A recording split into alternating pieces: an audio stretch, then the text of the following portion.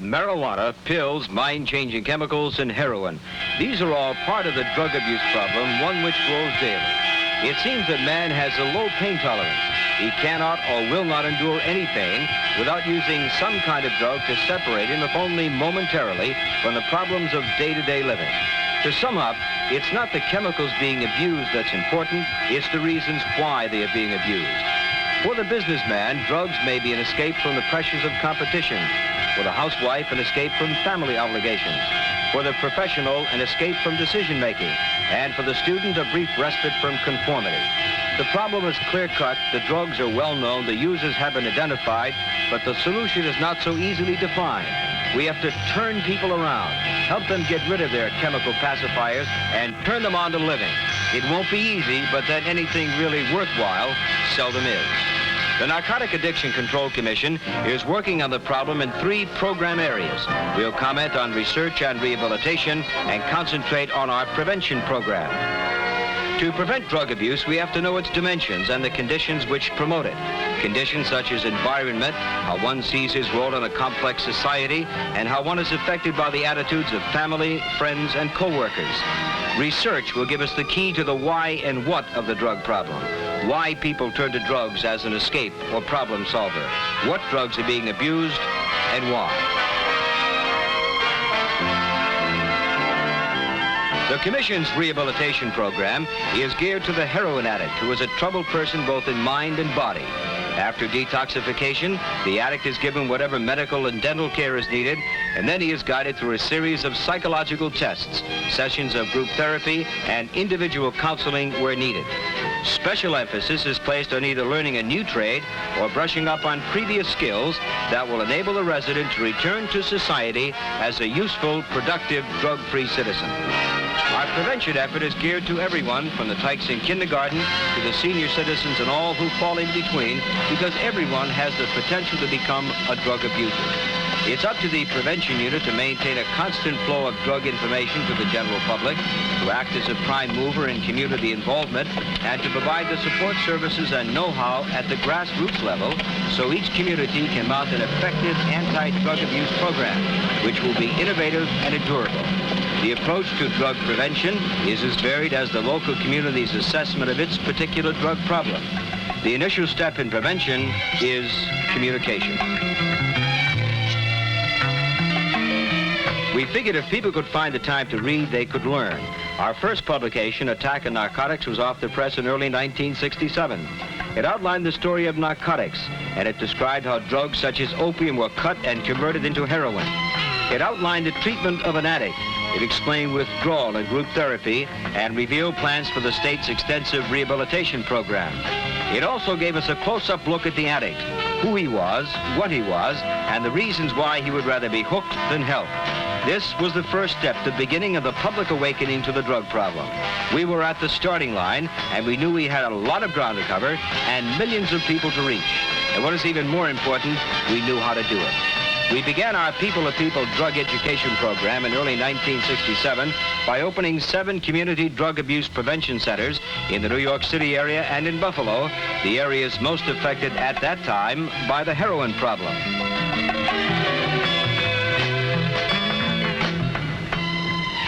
We put our roots down in these local communities and staffed our centers with people who had knowledge of the overall drug problem and were capable of helping the community identify its areas of drug abuse. These were people who could open the lines of communication, people who could share information and know-how, people who could exchange ideas and pool resources and techniques, and equally important, people who could tell the drug story as they knew it and do it factually and intelligently. And they told the story.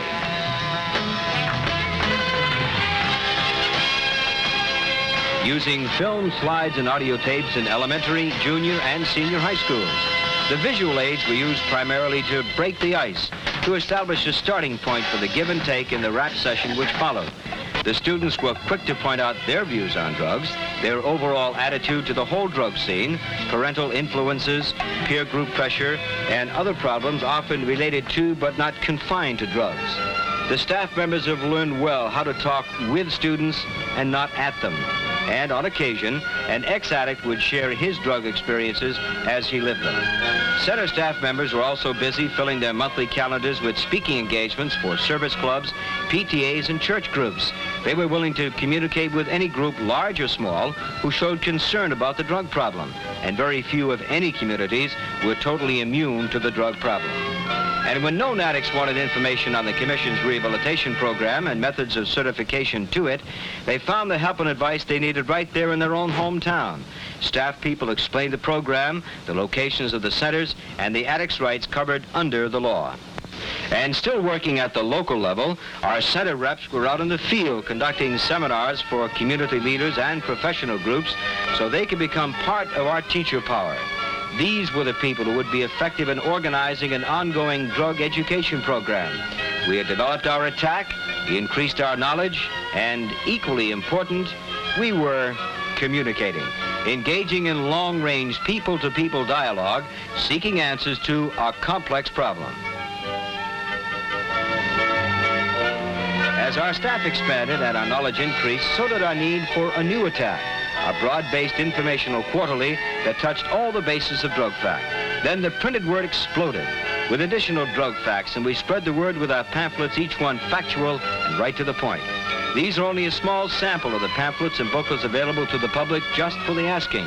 And then we had another thought. Some of our New Yorkers lived in outlying areas far removed from our prevention centers. Now, how could they get the help and information they needed? We had the answer. We took our show on the road in our mobile unit, a compact office, theater, workshop, and drug information center where people could see a variety of drug displays, including marijuana, deliriums, the up and down pills, and heroin.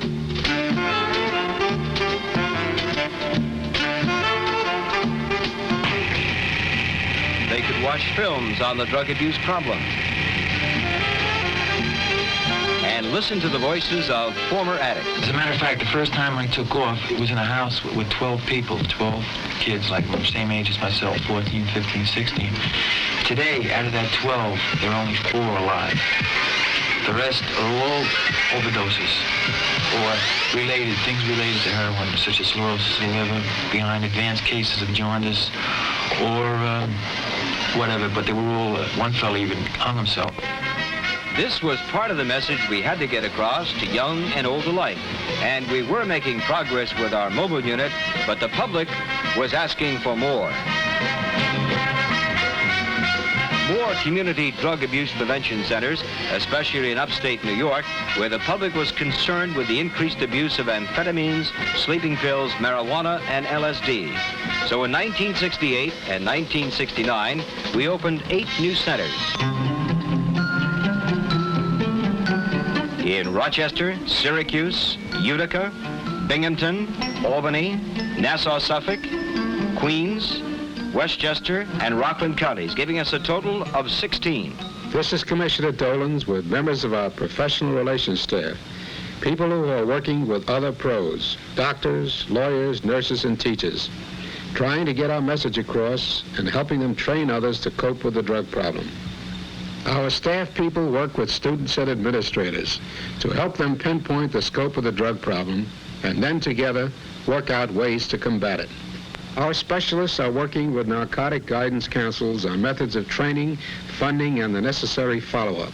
Our college relations staff spends many hours on campus working with students, faculty, and administrators, setting up training courses for the student-faculty population, treating it much the same as the town or city in which the college is located. They also work for closer ties between the campus drug council and the local NGC, so there will be an eventual wedding of the town and the gown. Commission films played a large part in our prevention program, films such as 3, The Seekers, and Grooving. And we have more films in production.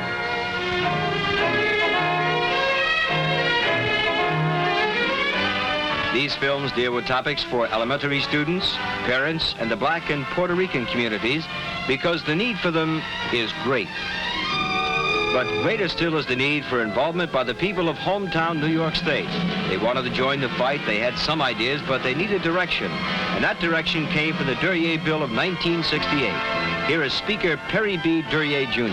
Under our bill, first adopted in 1968, the legislative body of any county, town, city, or village, or school board may create a Narcotics Guidance Council. This council would comprise 7 members, among them a doctor, a lawyer, a clergyman, and other concerned citizens, including teenagers. Its primary objective is to be a source of information to the community. And in this way, the community as a whole can tackle the drug abuse problem at the grassroots level. The Narcotic Addiction Control Commission stands ready to help these councils with training, support services, and state monies applied on a matching basis with the local community. The over 300 narcotic guidance councils across the state play a variety of roles in combating drug abuse, depending on community needs and resources. The councils work on drug programs for local schools. They're involved in film shows, poster campaigns, and they also offer information and counseling services. They coordinate local drug abuse prevention and treatment efforts, or they may establish such services as drug crisis information programs or telephone hotlines. Hello? I just got back from a dance and my friends gave me some pills to take. I feel strange. I never felt this way before. Do you have any idea what kind of pills you took? I don't know. Some white ones, some red ones. I don't know. Did you take anything else besides the pills? Yeah, I had some beer to drink, too.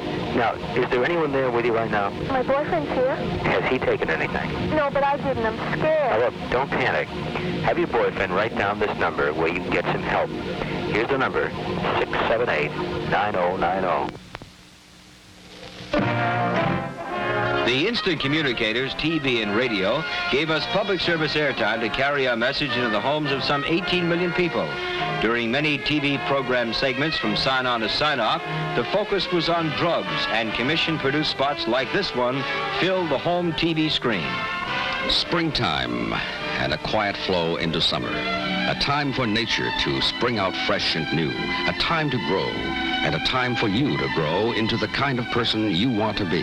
The kind of person you know you can be. Whatever you do, whatever you decide to become affects everyone. Your family, your friends, all of society. It's a time to plan, a time to dream, a time to live life anew. You can do all of this. You can change. You can influence. You can mold anything, anyone. And more important, you can do all of this without drugs.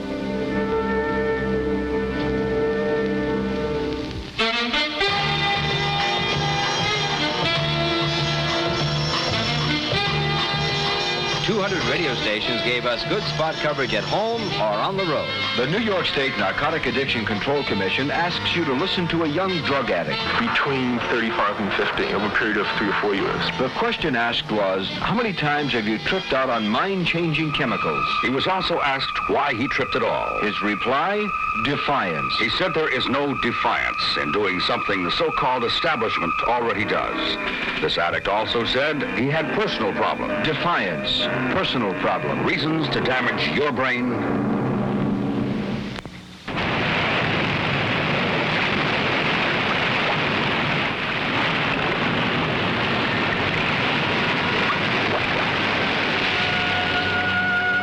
You've just seen the links in our chain of education for prevention of drug abuse.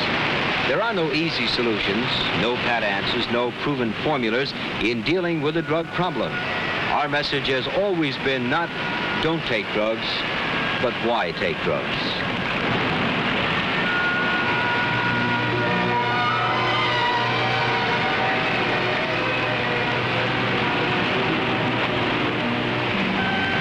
Our problem didn't start overnight, and it won't be solved overnight.